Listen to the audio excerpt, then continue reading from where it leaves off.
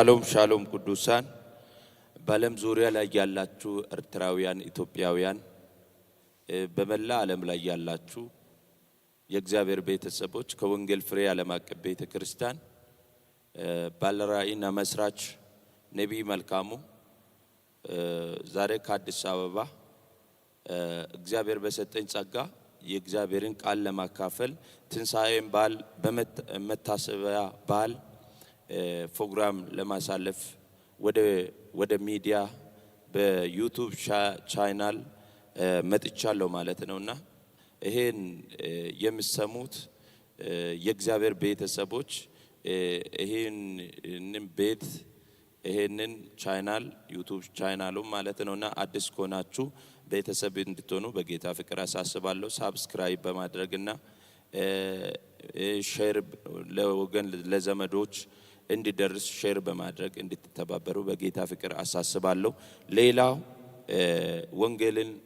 ወንጌል ምንድነው?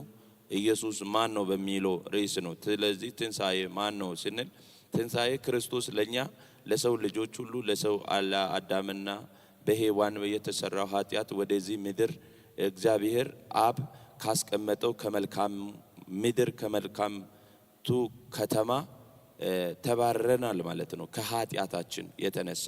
ስለዚህ ያ ኃጢአት ደግሞ ሸክም ነበር፣ የኃጢአት ዕዳ ነበር። ከእግዚአብሔር ጋር አብ ጋራ ለመገናኘት ምንም እድል ፋንታ አልነበረንም። ግን ጌታ ኢየሱስ ወደዚህ ምድር በመጣበት ሰዓትና በመጣበት ጊዜ ምን ሽሯል? ኃጢአትን ሽሯል ማለት ነው። እርግማንን በሕይወታችን ላይ ምን አድርጓል? ሽሯል። ስለዚህ ኢየሱስ ማን ነው? ብዙ ሰዎች ኢየሱስ ማን ነው? ኢየሱስ ጌታ ነው ስንል ኢየሱስ ማን ነው? ማንነቱ ማወቅ ያስፈልጋል። አንዳንዶች ነቢያት ነው፣ አንዳንዶች ኤልያስ ነው። አሁን በዚህ ኢብን በክርስቶስ በነበረበት ጊዜ አንስቶ እስካሁን ሰዎች በእውርነት የሞተላቸውን ጌታ ባለማወቃቸው በተለያየ በጣዖት አምልኮና በአጋንንት አምልኮ ውስጥ ነው የሚያሳልፉት ማለት ነው። እኔና እናንተ ግን እድል ሆኖ እግዚአብሔር አፍ እኛን ምን አድርጎናል ማለት ነው? ነፃ አወጥቶናል። ስለዚህ ዛሬ ደግሞ ምናየው ማቴዎስ 6 ከቁጥር 14 ጀምሮ ያለውን ቃል የእግዚአብሔርን ቃል አካፍላችኋለሁ ማለት ነው። በዚህ ቃል ላይ እግዚአብሔር አምላክ ለኛ ምን እንድነው የገባ ቃል። እግዚአብሔር መንፈስ ነው፣ የሚያመልኩትም በእውነትና በመንፈስ ያመልኩታል፣ የሚሰግዱትም በእውነትና በመንፈስ ይሰግዳሉ። ስሬስ የሆነው ነገር ነው። እኛ ጋራንቲያችን ጌታ ነው። በቃ ምንም በዚህ ምድር ላይ ዋስትናችን ጌታ ካልሆነ በስተቀር ምንም ነገር የለም። እግዚአብሔር በመንፈሱ ለኛ ምኑን ገለጠ? ለጴጥሮስ ምን አለ እግዚአብሔር? ለደቀ መዛሙርቶች ጌታ ምን አለ? እግዚአብሔር እንደሚሞት ሁሉ ተናግሮ ነበር። ብዙ ሰዎች አላስተዋሉትም። ኢየሱስ የሕይወታችን የነፍሳችንም አዳኛችንም ጌታ ነው። ስለዚህ ይሄ ትንሣኤ በዓልን መታሰቢያ ስናደርግ ኢየሱስ ክርስቶስን በማወቅ እንድናሳልፍ ብዙ ሰዎች ልብስ ስለለበሱና ብዙ ሰዎች የራሳቸው የሆነ ገንዘብ ስላላቸው ሀብት ስላላቸው የኖሩ ይመስላሉ። እግዚአብሔር ካላኖረ በስተቀር በጣም መኖር ከባድ ነው። በጣም ይሄን ዘመን ማለፍ ከባድ ነው። በመንፈስ ቅዱስ የሚመሩ እነሱ የእግዚአብሔር ልጆች ናቸው ተብሎ እንደተጻፈ ዛሬ በመንፈስ ቅዱስ እግዚአብሔር ደግሞ ለኛ ምን ብሎ ተናገረ? እና ዮሐንስ የማቴዎስ ወንጌል 16 ቁጥር 14 ላይ እርሱም አንዳንዱ መጥምቂያ ዮሐንስ ነው፣ ሌሎችም ኤልያስ ነው፣ ሌሎችም ኤርሚያስ ነው ወይም ከነቢያቶች አንዱ ነው ያሉ እርሱ እናንተስ እኔንስ ማን እንደሆንኩ ትላላችሁ አላቸው ይላል። ይሄ ከባድ የሆነ ጥያቄ ነው። ጌታ ኢየሱስ ያስቀመጠው እኔስ እናንተ እኔን ማን እንደሆንኩ ትላላችሁ ብሎ ነው የጠየቀ። የኢየሱስ ማንነት ካላወቀን ትንሣኤ የልብስና ይሄ የመብል የመጠጥ ነው የሚሆነው እና ከሌሎች አንሻልም። ስለዚህ ኢየሱስ ወደኛ ሲመጣ የራሱን ሐሳብ ነው የሚገልጥልን። የሰማዩ መስኮት ሲከፈት ራሱን እንድንረዳና ራሱን ፎሎ ላይክ እንድናደርገው ይፈልጋል። ስለዚህ ከራሳችን ሐሳብ ወጥተን የእግዚአብሔርን ሐሳብ እንድንቀበለውና እንድናስተናግደው ይፈልጋል። እና ሲምዖን ጴጥሮስም መልሶ አንተ ክርስቶስ ሕያው የእግዚአብሔር ልጅ ነህ አለው ይላል። ኢየሱስም መልሶ እንዲህም አለው የዮሐና ልጅ ሲምዖን ሆይ በሰማይ ያለው አባቴ እንጂ ሥጋና ደም ይሄንን አልገለጠልህምና ብፁዕ ነህ። እኔም እላለሁ አንተ ጴጥሮስ ነህ፣ በዚህ ዓለት ላይ ቤተ ክርስቲያንን እመሰርታለሁ። ክብር ለጌታ ለኢየሱስ ይሁን። ቤተ ክርስቲያንንም እሰራለሁ፣ የገሃነምም ደጆችም አይቋቋሟትም ይላል። እዚህ ጋር ምንድነው? ጴጥሮስን ኢየሱስ ማንነት ጠልቆ ነው የገባ። ከአስራ ሁለቱ አንድ ሰው ነው የመለሰው። እና ስንቶቻችሁ በሕይወታችሁ ላይ ጌታን አነግሳችኋል? እግዚአብሔር ጌታ ኢየሱስ ፋሲካ ሆኖልናል፣ ታርዶልናል፣ ብርሃን ሆኖልናል፣ ደስታ ሆኖልናል፣ ፍስሐ ሆኖልናል። ሸክማችን ወስዷል፣ ሕመማችን ታሟል። መስቀሉ ሳይሆን የሚያድነን በመስቀሉ ቃል የታከማችሁ ቁስላችሁን የታከማችሁ። መስቀል አያድንም። የሚያድነው ራሱ ክርስቶስ ነው፣ ከአፉ የወጣው ቃል ስለሆነ በመስቀል የሚረገም እሱ እርጉም ይሁን ይላል። ስለዚህ መስቀል ሳይሆን የሚያድነን ራሱ ክርስቶስ ስለሆነ ስለዚህ እንደዚህ ይላል፣ የመንግሥተ ሰማያት መክፈቻ ሰጥቻለሁ። እግዚአብሔርን ስናውቀው ለኛ የሚሰጠው ምንድነው? የመንግሥተ ሰማያት ምንድነው? ቁልፍ ይሰጥልናል ማለት ነው። ይሄ ማለት ምን ማለት ነው? በቃ የእግዚአብሔር ልጆች ነን ማለት ነው። ስለዚህ ተቀብለናል፣ እኛ ወራሾች ነን ማለት ነው። እና ሙርኮ ተካፋዮች ነን ማለት ነው። የሱ ሐዘን የኛ ሐዘን ነው፣ የሱ ደስታ የኛ ደስታ ነው፣ የሱ መክበር የኛ ክብር ነው። ስለዚህ ይሄ ክብር የሆነውን ጌታ ነው። ስለዚህ ለጴጥሮስ የተሰጠው ምንድነው? መክፈቻ። ስለዚህ የመንግሥተ ሰማያት መክፈቻ ሰጥቻለሁ፣ በምድር የምታስሩ ሁሉ በሰማይ የታሰረ ይሆናል፣ በምድር የምትፈቱትም ሁሉ በሰማይ የተፈታ ይሆናል። ስለዚህ እግዚአብሔር በዚህ ምድር እያለን እግዚአብሔር ስልጣን ሰጥቶናል። አጋንንትን ለማስወጣት ስልጣን ይሰጥቷል። ይሄ ከክርስቶስ የተቀበልነው ነው እንጂ ከሰው የተቀበልነው አይደለም። አንዳንድ ጊዜ በሰማይ በምድር ያሰራችሁትን እኔ በሰማዩ ያስራለሁ ይላል። ከኛ ጋር ኮኔክት አለ ማለት ነው። ተባብረን ነው የምንሰራ። እግዚአብሔር አፍ በአፍ በእኛ ሲሰራ አይተናል። እግዚአብሔር የብዙዎችን ምርኮ ሲመልስ አይተናል። ስለዚህ እግዚአብሔር በእኛ ውስጥ እግዚአብሔር በእኛ ውስጥ ሲኖር ደግሞ የሚገለጠው ምንድነው? ያው የሰማነው ቃል ሥጋ ይሆናል ማለት ነው። እግዚአብሔር በድምፁ ነው የሚናገረው። ስለዚህ ትንሣኤ እውን ሆኗል። ስለዚህ የመንግሥተ ሰማያት መክፈቻ ሰጥቻለሁና ምድር የምታስሩ ሁሉ በሰማይ የታሰረ ነው ይሆናል፣ በምድርም የምትፈቱትም ሁሉ በሰማይ የተፈታ ይሆናል ይላል። አሜን ይሁን። ስለዚህ ብዙ ሰዎች እስራት ውስጥ አሉ። ስለዚህ እኔ ይቅርታ አድርጉልኝ እንጂ ብዙ ሰዎች ቤተ ክርስቲያን መጥቶ ጴንጤ ነው በሽተኛ፣ ጴንጤ ነው ታማሚ። ለምንድን ነው? እውነተኛ ክሪል የሆነው እምነት ስለሌለው ኢየሱስን ስላላወቁ ነው ብዬ ነው። ማወቅና እግዚአብሔር አማኝ ሳይሆን የሚፈልገው ታማኝ ሰዎችን ጌታ ስለሚፈልግ፣ በቤቱ ታማኝ ሰዎችን እግዚአብሔር ስለሚፈልግ፣ እግዚአብሔር ታማኝነትንም ይፈልጋል። ጴጥሮስ ምንም ብዙ ዘመን ክህደት ከፈጸመ በኋላ የእግዚአብሔር ኃይል ሲመጣ እናንተ የሰቀላችሁታል፣ እናንተ የናቃችሁታል፣ የጠራቤ ልጅ የናጼ ልጅ ያላችሁት እናንተ ያጎሳቆላችሁ፣ እናንተ የገደላችሁ፣ እሱ ግን በእግዚአብሔር ኃይል ከሙታን የተነሳው ይላል። እና በሰማይና በምድር ሙሉ ስልጣን ያለው ሙሉ የሚሰራ ስም ያለው ኢየሱስ ነው ይሄን ታምራት የሚያደርጉ ብሎ ለሌሎች ሲመሰክሩና ያለ ኃይል በማጣታችን ስንቶቻችን ተበዝብዘናል። ያለንበት ከተማ ላይ በጫት ሱስ፣ በጋንጃ ሱስ፣ በተለያየ በዝሙት ሱስ፣ በተለያየ ድካም በበሽታ ድካም ውስጥ ያላችሁ ሰዎች፣ በመጠጥ ሱስ ያላችሁ ሰዎች እንደገና ጌታ እንደገና እናንተ ህይወት ላይ መስራት ይፈልጋል። እንደገና ጌታ በእናንተ ህይወት ላይ ትንሣኤ ሊያደርግ ይፈልጋል። ዛሬ ከተስማማችሁ መመለስ ይሆናል። እንዳንተ በእናንተ ህይወት ላይ ትንሣኤ ይሆናል። በምድር የምታስሩ ሁሉ በሰማይ የታሰረ ይሆናል። ይሄ ምንድነው? ሙሉ ፓኬጅ ስልጣን ተሰጥቶናል። ስለዚህ ይሄ ምንድነው? በሰማይ የታሰረ ይሆናል ካለ በኋላ በምድርም የምታስሩት ሁሉ በሰማይ በምድርም የምትፈቱት ሁሉ በሰማይ የተፈታ ይሆናል። ያን ጊዜ እርሱ ክርስቶስ እንደሆነ ለማንም እንዳይናገሩትም ለደቀ መዛሙርቶችን አዘዛቸው።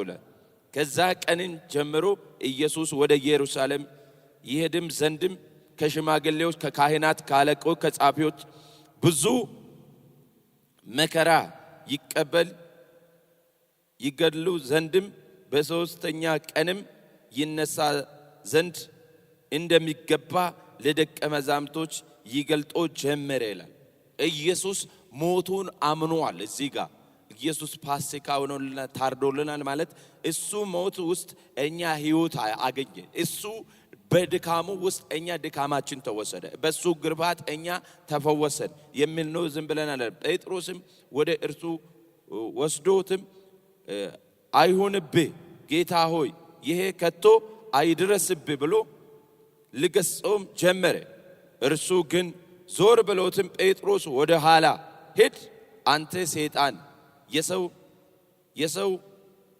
የሰው እንጂ የእግዚአብሔር ሐሳብ እንቅፋት አይሁንብህ አለው። በዛን ጊዜ ኢየሱስ ለደቀ መዛሙርቶቹ እንዲህ አለው፣ እኔ መከተል የሚወድ ቢኖር ራሱን ይካድ መስቀሉንም ተሸክሞ ይከተለኝ። ነፍሱን ሊያድን የሚወድ ሁሉ ያጠፋልና፣ ስለ እኔ ግን ነፍሱን የሚያጠፋ ሁሉ ያገኛል። ሰው ዓለምን ሁሉ ቢያተርፍ ነፍሱን ቢያጎድለው ምን ይጠቅመዋል? ወይስ ሰው ስለ ነፍሱ ብዜት ምን ይሰጠዋል? የሰው ልጅ ከመላእክቱ ጋር በአባቱ ክብር ይመጣ ዘንድ አለና ያን ጊዜ ለሁሉ እንደ ሥራው ያስረክበዋል። እውነት እውነት እላችኋለሁ የሰው ልጅ በመንግሥቱ ሲመጣ እስኪያይ ድረስ ከዚህ ከቆሙትም ሞትን የማይቀምሱ እያንዳንዳችሁ አለ ይላል። ክብር ለእግዚአብሔር። እዚህ ጋር ዋና ነጥብ ምንድን ነው? የካድነው ዓለም አለ። ከጨለማ ዓለም ሁላችንም የመጠንበት ዓለም፣ ጣዖት የሚመለክበት፣ ዘንዶ የሚመለክበት፣ ዛፍ ላይ ቅቤ የሚቀባበት ዓለም ላይ ነው የመጣነው። ምንም ይሄ የማይካድ ውሸት ነው። ስለዚህ ኢየሱስ ይሄ ከዘላለም እርግማን ዋጀ የሚለው ቀላል አይደለም። ከአባት ከቅድመ አያት የመጣውን ያንን ጨለማ ምን ብሎ ሽሯል ማለት ነው። እኛ መተን እኛን ወደ ጌታን ያስተዋወቁ ሰዎች ሲያመጡ ቃል ኪዳን አስገብቶናል። ምን ብሎ እንደ መጽሐፍ ቅዱስ ምን አደርጎናል? ዓለምን፣ ሰይጣንን፣ ስጋውን፣ ስራውን ሁሉ ምን ብያለሁ ክጄአለሁ ብሎ ማለት ነው።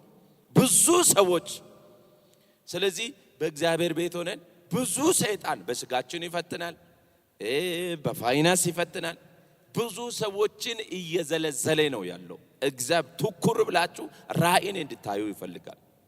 ስለዚህ ስተጋችሁ የሚያገኛቸው እነሱ ብፁዓን ናቸው ተብሎ እንደተጻፈ እናንተ ብፁዓን እንደሆናችሁ ነው።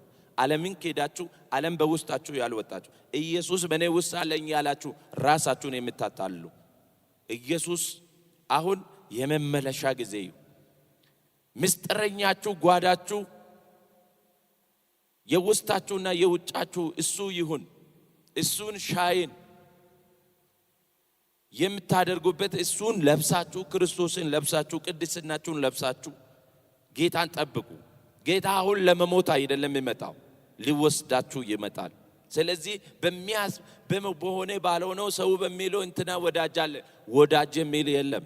አንድ ሰው ከሞተ በኋላ ባል ከሚስቱ ጋር አብሮ አይቀበርም። ሚስቷ ከሞተች ሌላ ያገባል። ወንድም ከሞተ አባቱ ምንም ቢወድ እያለቀሰ ይቀብርና መጥቶ የራሱን ሕይወት ይኖራል። እሱ ተረኛ ነው ማለት ነው። ስለዚህ እንደዚህ አይነት ነገር ነው። እንትናን አስቀብረን እንመጣለን። የኔ አያት በዚህ ወር ሞቷል፣ ደግሞ በዛኛው ወር የሷ አባት ይሞት ይችላል። ግን ይሄ አይደለም። ኢየሱስን ተቀበላል ወይ? በሕይወቴ ላይ ኢየሱስ ይንገስበት። የትንሳኤው ጌታ በኢየሱስ ይንገስበት። ስለዚህ ትንሳኤው የምናከብረው ኢየሱስ ይመጣል በክብር። ኢየሱስ የታረደ በጋችን ኢየሱስ በመላእክቶች ታጅቦ በክብር ይመጣል። ስለዚህ የትንሳኤው በዓል ኢየሱስ ይመጣል እያላችሁ እንድታከብሩ፣ በገንዘባችሁ የተመካችሁ፣ በሁለንተናችሁ በስጋችሁ የተመካችሁ፣ በመልካችሁ የተመካችሁ እግዚአብሔርን ቤት ካልሰራን ሀብታችን ድካም ነው፣ ሩጫችን ድካም ነው። ዓለማችንን የምናስመልጥበት ቅባት፣ እግዚአብሔርን ፊት የምንፈልግበት፣ ከእግዚአብሔር ጋር የምንታረቅበት የትንሳኤ መታሰቢያ በዓል እንዲሆንላችሁ እመኛለሁ። እኔ ዛሬ የምናገረው ነገር ኢየሱስ ሲመጣ በቦታ እንዳያጣ፣ እርኩሰት መንደር እያለን፣ መጠጥ መንደር እያለን፣ ዝሙት መንደር እያለን እግዚአብሔር መጥቶ እንዳይስቅ፣ በውሸት በተንኮል በነፍሰ ገዳይነት በሐሜት እግዚአብሔር እንዳያገኝ። ስለዚህ ሲመጣ መንገዱ እውነቱ የሆነው ከክርስቶስ ጋር ለመገናኘት ነውና ሌላ ከአንድ ቦታ ላይ የእግዚአብሔርን ቃል ጨምራለሁ። ክብር ለጌታ ለኢየሱስ ይሁን። ስለዚህ በእርግጥ እርሱ ደዌያችንን ወሰደ፣ ሕመማችንም ተሸከመ። እኛ ግን በእግዚአብሔር እንደታመመ እንደተቀሰፈ እንደተሰቃየ ቆጠር ነው። ነገር ግን እርሱ ስለ መተላለፋችን ምን አለ? ደቀቀ ይላል። ስለ መተላለፋችን ምን አለ? ደቀቀ። ክብር ለጌታ ለኢየሱስ ይሁን። ስለ መተላለፋችን ስለ በደላችንም ደቀቀ። በእርሱ ላይም የወደቀው ቅጣትም ለኛ ሰላም አመጣ። በቃ ክርስቶስ በተገረፈው ቁስል እኛ ላይ በእርሱ ላይ በመጣው ሰላምን አገኘ። አጋንንትን የሚያባርር ስልጣን ሰጠን። ለሌሎች መፍትሄ ሆነን ማለት ነው። ያ ስልጣን ላንቺ ነው የተሰጠው። ጴጥሮስ ብቻ አይደለም ይሄን ቁልፍ የተቀበሉ። እናንተ ጌታን ስታውቁ የሰማይ መክፈቻ ይላል በእጃችሁ ተሰጥቷል። ስለዚህ ስንቶቻችሁ የልጅነት ስልጣናችሁን ትጠቀማላችሁ? ትንሳኤ የሚያደርገው ኢየሱስ ሞቶ አልቀረም። ሞቱን ድል አድርጎ ተነስቷል። ሞት ተሸንፏል። ዓለም ተሸንፏል። ሰይጣን ተሸንፏል። ስጋ ተሸንፏል። ስለዚህ ከአለማወቅ እግዚአብሔር ይጠብቃችሁ። የተሰበራችሁ፣ ሰላም ያጣችሁ፣ ደስታ ያጣችሁ እግዚአብሔር ሰላማችሁ ይሁን። ይሄ ይባል በቃ ምዕራባችሁ የሚቀየርበት ሽፍት የምታደርጉበት ይሁን። በቃ ኢየሱስን በማወቅ የምትባረኩበት ይሁን። ስለዚህ ምን ይላል? በእርሱ ቁስል እኛ ተፈወስን። ማን? እኛ። እኔ አይደለም እኮ አንድ ሰው አይደለም። ዓለም በኢየሱስ ቁስል ምን አለ? ተፈወሰ። በእርሱ ቁስል እኛ ተፈወስን። እኛ ሁላችንም እንደ በጎችም ተቀዝባዦች ጠፊዎችም እያንዳንዳችን በመንገዳችን ጎዳና እግዚአብሔር የሁላችንን በደል በእርሱ ላይም ምን አለ? ጫነው ይላል። ስለዚህ ተጨነቀ፣ ተሰቃየ። ነገር ግን አፉንም አልከፈተም። እንደ ጠቦትም ለመታረድ ተነዳ። ስለዚህ ኢየሱስ የጎልጎታ ቀራንዮ ተራራ ላይ ላቡን ጠብ እያለ ሲንከራተት ግራ ሲጋባ ምን ይመስላችኋል? ኢየሱስ ስለና ስለ ኃጢአታችን ተጠማ። ጽድቅን ስለተጠማ ነው። እግዚአብሔርን ጽድቅ ንጹህ የሆነች እንከን የሌለ ቆሻሻ የሌለችው የእግዚአብሔርን መንግሥት ለመውረስ እንነሳ። ይህ ቃል ሕያውና የሚሰራ ነው። በንስሐ እንመለስ። እግዚአብሔር ከሚመለሱት ጋር ነው። ብዙ ታዛቢዎች አሉ። እሷን ብሎ የእግዚአብሔር ሴት፣ እሱም ብሎ የእግዚአብሔር ሰው፣ እሷን ብሎ የሚሉ ብዙዎች አሉ። እኛ ከዛ ነገር እንውጣ። ስለዚህ ምን አለ? አፉንም አልከፈተም። በሚያስጨንቅና በድፍረት ተወሰደ። ስለ ሕዝቡ ኃጢአትም ተመታ። ከሕያዋ ምድርም እንደ ተወገደ እንደ ተወወ ማንስ አስተዋለው? በአፉ ተንኮል አስገብቶ ምንም አልሰራም። ስለዚህ ክፋትም የለበትም። ክርስቶስ ማለት ነው። ክፋት የለበትም። አምላክ ሆኖ አፉን አልከፈተም። ስለዚህ በሱ ድካም ውስጥ ምን አለን ማለት ነው? እኛ አለን። ትኩር ብሎ ስላየ ዛሬም ስለ በተላለፋችሁ ስለ ትላንትና ኃጢአታችሁ፣ ምክንያቱም አሁን ሁሉ በክርስቶስ አዲስ ፍጥረት ነው ይላል። ስለዚህ አዲሱን ሥጋ የለበሳችሁትና አዲሱን ሕይወት የኖራችሁ ሰዎች ደስ ይበላችሁ። ስለዚህ ትንሣኤ ሕይወት የሆነው ጌታ ከናንተ ጋር ነው። ስለዚህ ምን ለማለት ፈልጋለሁ? ስለ መተላለፋችሁ ስለ ኃጢአታችሁ ክርስቶስ ሞቶላችኋል። ስለዚህ በዚህ አጋጣሚ የምታዩ ሰዎች ካላችሁ ዌልካም ማለት ፈልጋለሁ። ጌታን መቀበል ፈልጋለሁ የምትሉ ሰዎች ካላችሁ ጌታን ባለባችሁ ቦታ ሆናችሁ መቀበል ትችላላችሁ። ስለዚህ መንገድ ሕይወት እኔ ነኝ፣ ከኔ በቀር ሌላ ሕይወት የለም። ስለዚህ ራሱን የካደ ሰው ጌታ ይፈልገዋል። ራሱን የካደ ስለዚህ የትላንትናው የቆሸሸ አስተሳሰብ ያለው ሰው የእግዚአብሔርን መንግሥት አይወርስም። ስለዚህ ከቆሸሸ ማንነት እንውጣ። ከቆሸሸ ማንነት ከሐሜት ከወሬ ወገኔን ይጠቅማል በሚል ውዳሴ እንውጣ። ዓለምን ኪደን በፊታችን የሚመጣውን መልከ መላእክቶች ታጅቦ ሊመጣ ያለውን ክርስቶስን ለመቀበል እንዘጋጅ። እንደ ሙሽራ የምትነጠቅ ቤተ ክርስቲያን ጌታ ስለሚፈልግ ማለት ነው። ክብር ለናዝሬቱ ለኢየሱስ ይሁን። ይሄን ነው የሚገባኝ።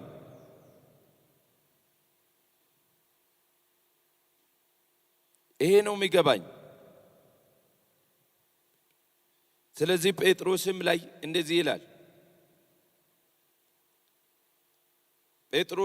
አንደኛ ጴጥሮስ 2 ከቁጥር 24 ለኃጢአታችን ሞተ፣ ለጻድቃን እንደኖረ እርሱ ራሱ በሥጋ ኃጢአታችንን በጭንቅ ላይ ተሸከመ፣ በመገረፉ ቁስል ተፈወሳችሁ፣ እንደ በጎችም ተቀዝባዦች ነበራችሁ። አሁን ግን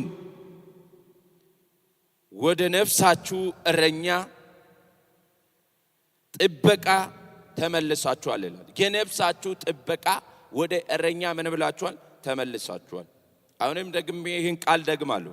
ለኃጢአታቸው ሞተ፣ ለጻድቃን እንደኖረ እርሱ ራሱ በሥጋ ኃጢአታችንን በጫንቃው ላይም ተሸከመ፣ በመገረፉ ቁስል ተፈወሳችሁ፣ እንደ በጎችም ተቀዝባዥ ነበራችሁ። አሁን ግን ወደ ነፍሳችሁ እረፍት ተጠበቁ፣ ተመልሳችኋል ይላል።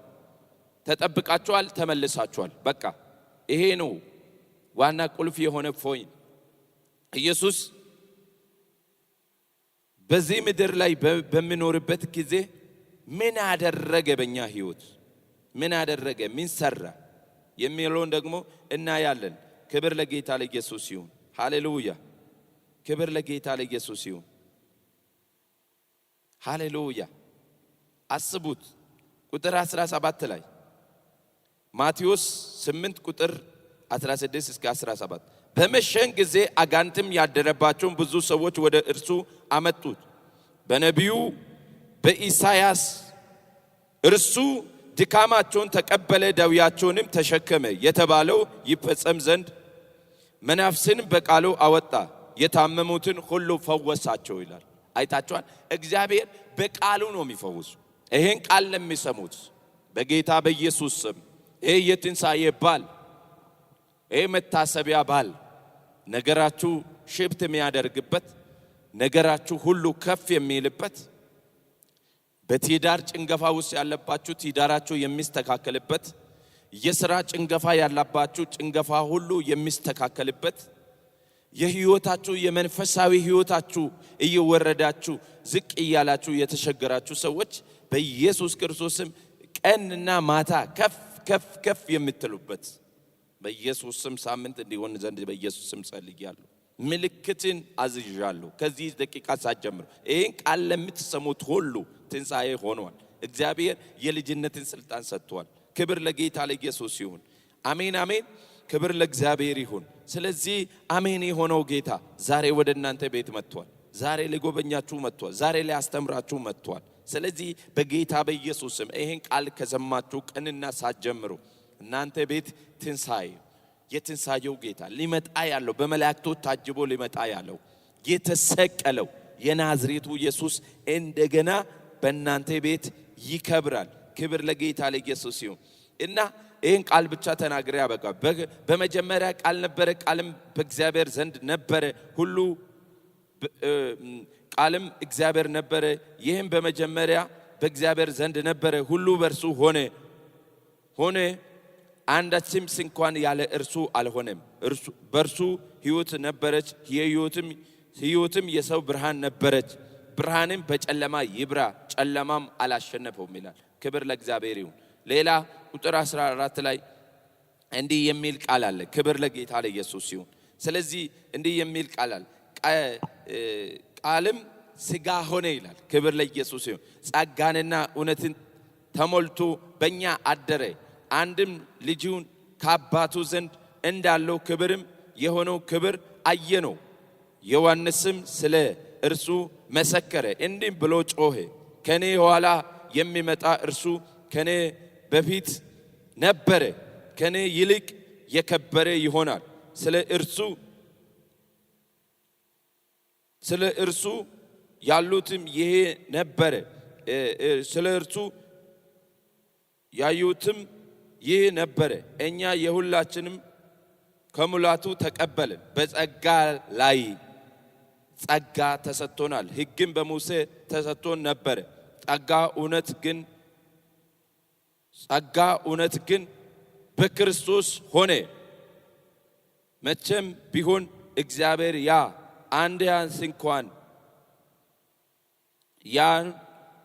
አንዳች እንኳን ያላየውን በአባቱ እቅፍ ያለውን አንድያ ልጁን እርሱን ተረከ ይላል። ክብር ለጌታ ለኢየሱስ ይሁን። በቃ የሐዋርያቶች የተመሰከረ በነቢያቶች የተመሰከረ የቃሉ ሁሉ ከዘፍጥረት እስከ ራእይ የቃሉ ሁሉ ፍጻሜ የሆነው የናዝሬቱ ኢየሱስ ከዘላለም ሞት ከዘላለም ፍርድ ያድናል። በጌታ በኢየሱስም ይህን ቃል ለምትሰሙት ሁሉ በጌታ በኢየሱስም የእግዚአብሔርን ልጅ በደስታ ከድንግል ማርያም በመንፈስ ተወልዶ በኢየሱስም የተወለደው በመንፈስ ተጸንሶ ከሥጋና ከደም ንክኪ የሌለው እውነተኛ የእግዚአብሔር ልጅ የሆነው የሰው ልጆች ሁሉ ኃጢአት የሞተው ኢየሱስ ከዘላለም ሞትና ከዘላለም ጥፋት ያድናል። ስለዚህ ኢየሱስን ተቀበሉ።